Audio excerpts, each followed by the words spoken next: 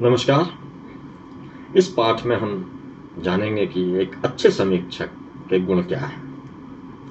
पिछले पाठ में हमने जाना कला समीक्षा, आलोचना क्या क्या है, इनमें क्या भेद है। इसमें हम एक अच्छे समीक्षक के गुणों को जानेंगे। कला की दशा और दिशा का आकलन करने और यथार्थ के धरातल पर उसकी निरपेक्ष ऑब्जेक्टिव समीक्षा का माहौल बनाने और उसे मजबूत करने के साथ साथ आधुनिक कला को भारतीय कलाधारा और चिंतन की जड़ों से जोड़ने के संदर्भ में art and life in India पुस्तक में पश्चिमी कला चिंतन और भारतीय कला परिप्रेक्ष्य के संदर्भ में व्याप्त द्वंद्व के बारे में लिखा गया है कि कुछ लोगों का आरोप है कि भारतीय कला जीवन से कट रही है और यह आरोप अमूर्ततम एब्स्ट्रैक्शन की ओर उन्मुख कला पर अधिक लगाया जाता है। इसके अलावा दूसरा विचार यह है कि कई कला विधाएं जीवन के अधिक करीब आई हैं। इस विचार के समर्थक मानते हैं कि कला का कार्य मनोरंजन के साथ व्यक्ति को मानसिक एवं आत्मिक स्तर पर ऊपर उठाना, एनलाइट करना भी है। कला और जीवन के बीच के रिश्तों का मसला एक समसामयिक मुद्दा है और इसकी जड़ों को तलाशना और सिंचित करना कलाकारों और कला समीक्षकों का दायित्व है। दरअसल सृजन और उसका आकलन आपस में एक संयुक्त इकाई है। सृजक और दर्शक, श्रोता या समीक्षक के बोध, परसेप्शन के बीच तालमेल बिठाना, सिंक्रोनाइजेशन करना कई कारकों पर निर्भर करता है। समीक्षक और रचनाकार या सृजनकर्ता के बीच विचार या अनुभव का आदान प्रदान कलाकृति के या कला के धरातल पर एक पेचीदी प्रक्रिया है। तभी यह कहा गया कि convergence of transmission from the artist and reception by the viewer on the same wavelength is profoundly a matter of experience. ऐसी स्थिति में समीक्षक का कार्य एक दुष्कर कर्म है और इसे संपन्न करने के लिए उसमें योग्यता, अनुभव एवं अभिव्यक्ति के स्तर पर अनेक गुणों एवं एक प्रकार की विशेषता की आवश्यकता होती है। एक अच्छा समीक्षक बनने के लिए यह जान लेना आवश्यक है कि इस कार्य को संपादित करने या समीक्षक के कर्म को पूरे दायित्व के साथ निभाने के लिए किन किन गुणों का होना अपरिहार्य है। एक अच्छा समीक्षक बनने की क्षमता प्राप्त करने के लिए जरूरी है कि आप कला की जिस विधा से परिचित हैं, जिसके विभिन्न पक्षों का आपको पूरा सिद्धांतिक एवं व्यवहारिक ज्ञान है, उसी विधा की समीक्षा करें। समीक्षा लिखते समय समीक्षक का व्यक्तिगत या कला पूर्वाग्रहों से युक्त होना भी आवश्यक शर्त है। समीक्षक में विस्तृत सामान्य ज्ञान, दृष्टि संपन्नता और वस्तुनिष्ठता के गुण भी होने चाहिए। लेखन संतुलित हो, भाषा शैली और मुहावरों का प्रयोग सहज, सरल और कला विधा विशेष के अनुरूप हो। समीक्षक को सामाजिक दायित्वों के प्रति भी सजग रहना चाहिए। कला समीक्षा में लबोलवाब कहें तो ये गुण होना आवश्यक है, जैसे विशेषज्ञता, विस्तृत सामान्य ज्ञान, पूर्वग्रह मुक्तता, दृष्टि संपन्नता, वस्तुनिष्ठता, संतुलित लेखन और सामाजिक दायित्व बोध। विशेषज्ञता। एक अच्छे और निपुण समीक्षक के लिए पहली शर्त यह है कि वह उसी विधा की समीक्षा करे जिससे वह भली भांति परिचित हो। हर विधा के अपने अपने विविध पक्ष होते हैं और विधा विशेष में पारंगत ना भी हो तो उसके हर पक्ष की गहराई तक पहुंचने की एक समीक्षक में योग्यता और क्षमता होनी चाहिए। संगीत, नृत्य, नाट्य, शिल्प, स्थापत्य, चित्रकला आदि विभिन्न कला विधाओं की समीक्षा के परिप्रेक्ष्य में यह भी आवश्यक है कि एक विधा विशेष के बारे में जानकारी के साथ इन विविध विधाओं के आपसी रिश्तों और इनकी सृजन प्रक्रिया या प्रदर्शनात्मक प्रस्तुति आदि पक्षों का भी ज्ञान होना चाहिए। यदि संगीत की विविध शैलियों और विविध पक्षों का ज्ञान रखने वाला समीक्षक शिल्प या चित्रकला की समीक्षा करे या चित्रकला का ज्ञान रखने वाला संगीत के बारे में मोटी मोटी बातों या सामान्य पक्षों की जानकारी करके उसकी समीक्षा करे, तो ऐसी समीक्षा में यह संभव है कि वह सतही समीक्षा की सीमा तक सिमट जाए। समीक्षा त्रुटिपूर्ण होने का भी खतरा है।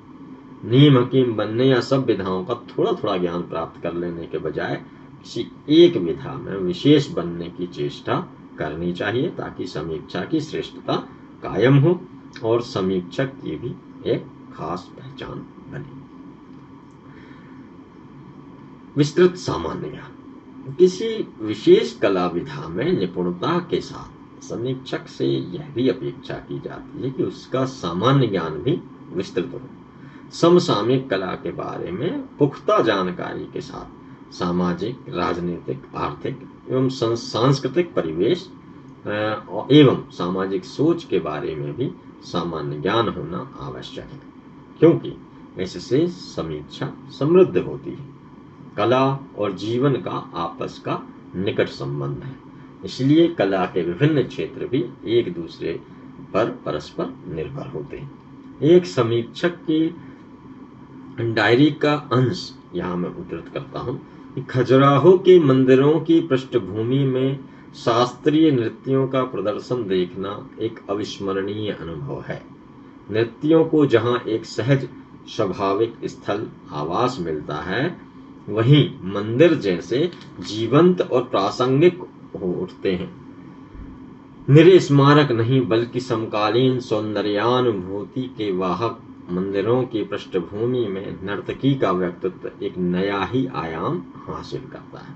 मंदिरों की दीवारों पर अंकित प्रतिमाओं और सजीव नर्तकी के बीच की सीमा रेखा मिटने लगती है और नृत्य की भंगिमाएं एक विराटता हासिल कर लेती हैं। साथ ही एक नए रूप में सामने उजागर होता है। हमारे देश में कलाओं का अंतः संबंध एक ही सौंदर्य बोध, जीवन दृष्टि, मूर्ति शिल्प और नृत्यों में व्याप्त है। अलग अलग माध्यमों में अलग अलग आकार लेती हुई, रस ग्रहण करती हुई। तो इस प्रकार विविध नृत्य शैलियों और अन्य कलाओं के परस्पर रिश्तों का ज्ञान किसी भी एक विधा की समीक्षा को रोचक और सबल बनाने में योग देता है। पूर्वग्रह मुक्तता। संतुलित एवं वैज्ञानिक आधार पर समीक्षा लेखन के लिए समीक्षक का पूर्वग्रह मुक्त होना अत्यंत आवश्यक है। पूर्वग्रह व्यक्तिगत भी हो सकता है और विषय से संबंधित। समीक्षा कर्म में व्यक्तिगत पूर्वग्रह सर्वथा त्याज्य है। समीक्षक को अपने आप में एक निर्लिप्त भाव और सोच विकसित करने का पूरा प्रयास करना चाहिए, जहां उसके लिए ना कोई मित्र है और ना ही कोई शत्रु।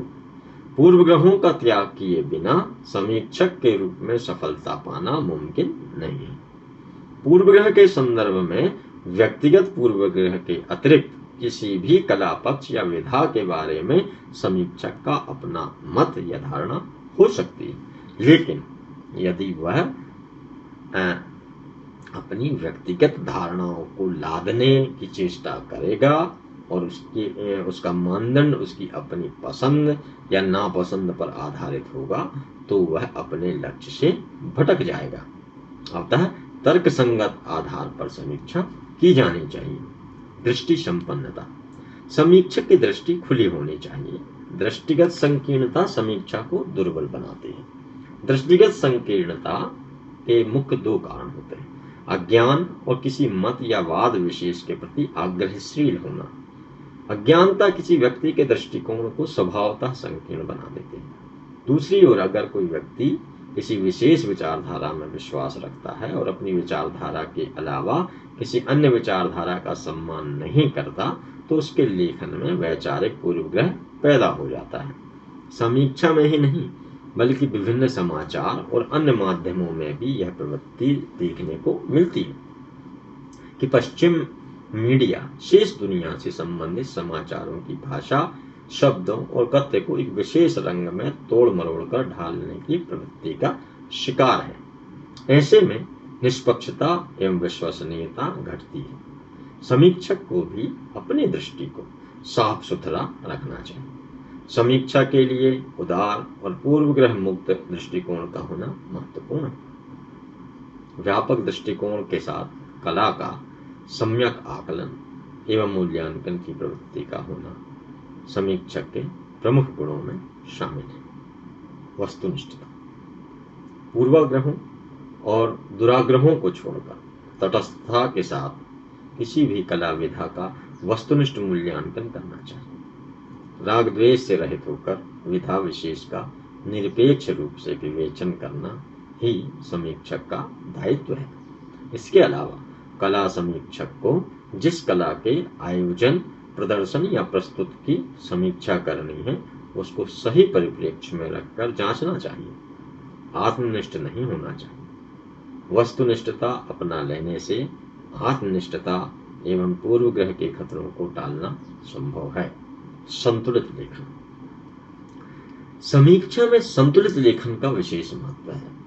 इसका संबंध पूर्वग्रह मुक्तता, दृष्टि संपन्नता और वस्तुनिष्ठता से किसी भी विधा की अनावश्यक निंदा या बुराई करने का काम समीक्षा कर्म में बाधा उत्पन्न करता है। निष्पक्षता के साथ तर्कपूर्ण एवं शिष्टता शैली में किसी भी कला के दुर्बल या सबल पक्षों की आलोचना या प्रशंसा संतुलित ढंग से करनी चाहिए।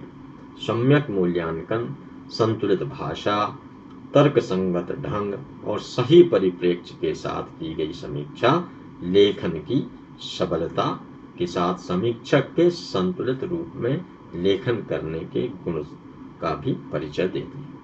सामाजिक दायित्व बोध समीक्षक समाज का एक अंग है।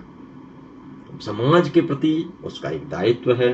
कला की विविध धाराओं, विधाओं और कला कर्म से आम प्रेक्षक, पाठक या लोगों को परिचित करवाना और कला कर्म एवं कला के प्रति सम्मान रखने वालों के बीच एक संवाद की स्थिति पैदा करना समीक्षक का सामाजिक कार्य है।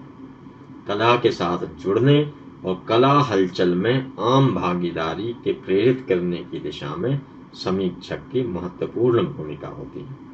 कला मानव मात्र की रचनात्मक शक्ति की सौंदर्यमय अनुभूति है और इस अनुभूति को बांटना, कला कर्म में समाज को संस्कारित करने की परंपरा का एक अंग बनना भी समीक्षक का सामाजिक कर्तव्य है। उसका कार्य समाज को कला के माध्यम से उत्कृष्ट वातावरण तैयार करने की ओर भी उत्प्रेरित करना है। कला समीक्षा की विशेषताएं कला समीक्षा से संबंधित विविध पक्षों एवं विशेषताओं के विभिन्न पहलुओं की चर्चा करते समय यह ध्यान देना आवश्यक है कि कला की परख करना और उसका वैज्ञानिक ढंग से विश्लेषण करना एक आसान कार्य नहीं है। कला की विविधता एवं शैलियों आदि का फलक अत्यंत ही व्यापक है। कला की गहराइयों में जाने की प्रक्रिया समुद्र में डुबकी लगाने के समान है। एक सक्षम और सबल समीक्षक के गुणों का प्रतिफल ही तो होती है समीक्षा। उसके प्रयत्नों के परिणाम समीक्षा में झलकते हैं। अतः समीक्षक के गुणों का उल्लेख कला की विशेषताओं में भी सम्मिलित हो जाते हैं। एक अच्छे कला समीक्षक की विशेषताएं होती हैं जैसे वस्तुनिष्ठता, पूर्वग्रह मुक्तता, प्रासंगिकता, केंद्रीय बिंदु की पहचान, सोद्देश्यता, निजता, भाषा एवं शैलीगत विशेषताएं। वस्तुनिष्ठता एक श्रेष्ठ समीक्षा की पहली विशेषता यह है कि समीक्षा का आधार वस्तुनिष्ठता होनी चाहिए। अनावश्यक निंदा या प्रशंसा किए जाने पर समीक्षा वस्तुनिष्ठता की सीमा से भटक जाती है। प्रशंसात्मक, प्रचारात्मक और परिचयात्मक लेखन समीक्षा को विज्ञापन की श्रेणी में ला देता है। व्यक्तिगत धारणा से मुक्त होकर समीक्षा का केंद्र बिंदु वस्तुनिष्ठता होना चाहिए। अतः समीक्षा की एक और महत्वपूर्ण विशेषता ऑब्जेक्टिविटी या वस्तुनिष्ठता है। दूसरा है पूर्वग्रह मुक्तता। यदि समीक्षक पूर्वग्रह से मुक्त होगा तो समीक्षा में भी उसका यह गुण परिलक्षित हुए बिना नहीं रहेगा। अन्य प्रकार या साहित्यिक समीक्षाओं की तरह कला समीक्षा वस्तुनिष्ठ तभी बन सकती है जब वह पूर्वग्रह से मुक्त है। समीक्षक को वस्तुनिष्ठता लाने के लिए पूर्वग्रह से छुटकारा तो पाना ही पड़ता है। तर्क संगत और वैज्ञानिक विवेचन से ही समीक्षा का ध्येय पूर्ण हो सकता है। प्रासंगिकता, रिलेवेंसी। समीक्षा में समकालीन सोच की धड़कन होना चाहिए। समीक्षा जीवंत तभी हो सकती है जब उसे प्रासंगिक बनाया जाए। पाठक समसामयिक कलाकर्म की ताजा घटनाओं के संपर्क में रहना चाहता है, अतः समीक्षाएं बिना विलंब के प्रस्तुत की जानी चाहिए ताकि पाठक को समय की दृष्टि से कोई चीज अप्रासंगिक न लगे। अप्रासंगिक समीक्षाओं का सम्मान पाठक नहीं करता। केंद्र बिंदु की पहचान है। सच है कि कला के विविध पक्ष एक दूसरे से जुड़े हुए होते हैं और किसी भी समीक्षा में पूर्णता का बोध कराने की दिशा में समीक्षा की सीमाएं और आकार बाधा उत्पन्न कर सकता। अतः सभी पक्षों की विस्तृत विवेचना करना समीक्षा में संभव नहीं हो पाता, लेकिन कहीं न कहीं एक केंद्र बिंदु पर प्रकाश डालते हुए सारे पक्षों को समेटकर समीक्षा में पूर्णता का समावेश किया जा सकता है। यह देखना चाहिए कि समीक्षा में कौन से बिंदु या कथ्य में पाठक की अभिरुचि हो सकती है या किसी पक्ष की विवेचना को केंद्र बिंदु बनाना अपेक्षित है। सोद्देश्यता। कला समीक्षा कला और उसके प्रेक्षक, पाठक और कला प्रेमियों के बीच एक संवाद कायम करने या समझ का एक पुल तैयार करने का कार्य करती है। समीक्षा का उद्देश्य या ध्येय अवश्य होना चाहिए। वैसे भी समीक्षक कोई निरर्थक प्रयत्न नहीं करता। समीक्षा का उद्देश्य की सार्थकता का मापदंड यह है कि कलाकर्म को समझने, उसमें अभिरुचि लेने, मनोरंजन एवं ज्ञान में वृद्धि करने के साथ साथ कला चेतना के द्वारा समाज में उत्कृष्टता और संवेदना का धरातल पक्का करना है। समीक्षक को यह बिंदु भी ध्यान रखना चाहिए कि समीक्षा के किन पक्षों में आखिर पाठक की जिज्ञासा हो सकती है। समीक्षा का लक्ष्य पाठक या कला के प्रति रुझान रखने वालों तक कोई बात पहुंचाना है। इसलिए इस लक्ष्य को पाने के लिए समीक्षा उद्देश्यपूर्ण एवं सार्थक होनी चाहिए। निजता, प्राइवेसी। हर समीक्षक का अपना दृष्टिकोण, सोच और शैलीगत विशेषताएं होती हैं। समीक्षक की विश्लेषण क्षमता के कारण ही समीक्षाओं का स्वरूप अलग अलग होता है। लेखक की यह निजता समीक्षा की एक महत्वपूर्ण विशेषता है। हर समीक्षक की निजता भी समीक्षा में परिलक्षित होनी चाहिए, लेकिन अत्यधिक विद्वता, दुरूहता या क्लिष्टता की प्रवृत्ति से समीक्षक को बचना चाहिए। स्पष्टता और सहज अभिव्यक्ति के साथ निरपेक्ष रूप से लिखी जाने वाली समीक्षाएं समीक्षक के स्तर और निजता का बोध कराती हैं। भाषा एवं शैलीगत विशेषता। कला समीक्षा की भाषा सहज और संप्रेष्य होनी चाहिए। कला के तकनीकी मुहावरों या कलाकर्म से संबंधित शब्दों का प्रयोग करते समय यह ध्यान रखना आवश्यक है कि हर पाठक की समझ में आने वाले शब्द और भाषा का प्रयोग किया गया है।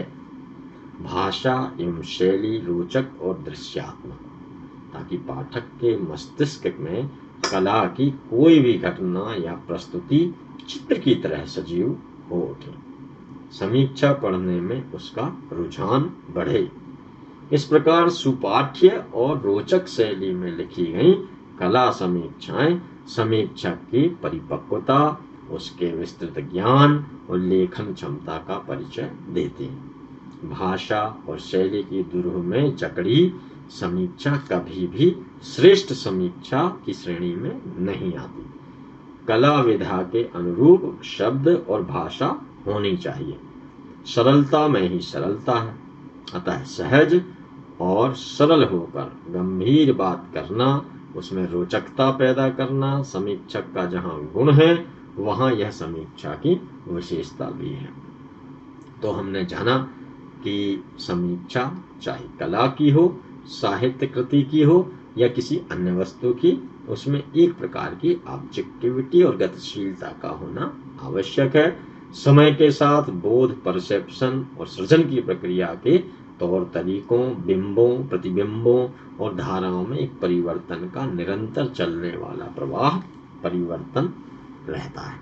यह परिवर्तन परिवेश में और अधिक तेज रफ्तार से जीवन और कला दोनों ही क्षेत्रों में परिलक्षित हो रहा है।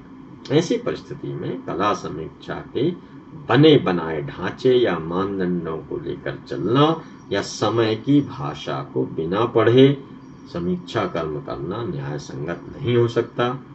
इसमें हमने जाना कि समीक्षक के सामने समय और बदलाव की तेज गति ने अनेक चुनौतियां पैदा कर दी हैं। वह एक ऐसी दुनिया का अंग बन गया है जहां दूरियां घट गई हैं और सारी दुनिया सूचना टेक्नोलॉजी या इलेक्ट्रॉनिक क्रांति की चपेट में है। अतः समीक्षक को अपनी जड़ों को पकड़े रहने के साथ साथ समय की गति के साथ गतिशील होकर एक विस्तृत परिवेश और व्यापक ढांचे में समीक्षा कर्म करने और समय के तेवर को समझने की चुनौती का सामना करने के लिए तैयार रहना चाहिए। इसके अतिरिक्त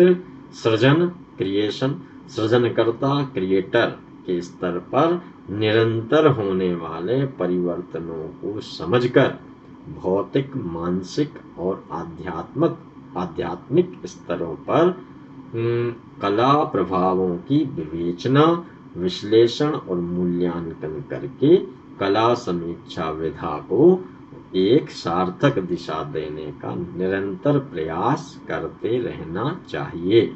यदि जिज्ञासा के साथ कला एवं समाज की संवेदना की गहरी जड़ों में झांकने, विविध प्रकार के प्रयोगों, कला रूपों, माध्यमों आदि के साथ सामंजस्य स्थापित करने की ओर उन्मुख होकर समर्पित भावना से कला समीक्षा कर्म का अभ्यास किया जाए तो भारतीय कला समीक्षा के निर्बल पक्षों को पुष्ट करना ही संभव नहीं होगा, बल्कि कला को उसके यथार्थ और ऐतिहासिक परिप्रेक्ष्य में ठीक से समझने और इसका मूल्यांकन करने का मार्ग प्रशस्त किया जा सकेगा। इस पाठ में बस इतना ही। अगले पाठ के साथ हम पुनः आपसे मुलाकात करेंगे। नमस्कार।